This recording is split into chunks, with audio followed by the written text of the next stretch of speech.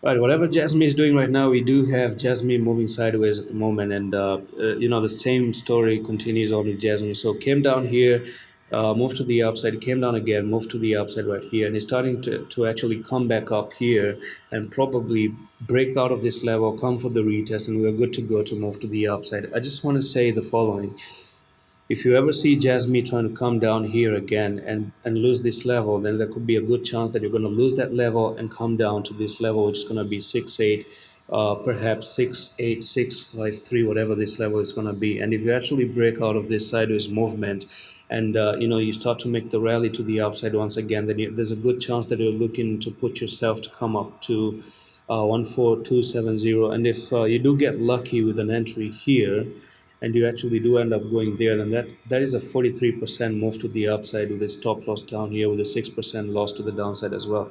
So it's all about who's going to win between the buyers and the sellers at the moment, and that's pretty much sums up for this Bitcoin update and the alts party as well. Hope you enjoyed this one. Leave your coins in the comment section below, and I'm going to see you in the next one. Hello, office.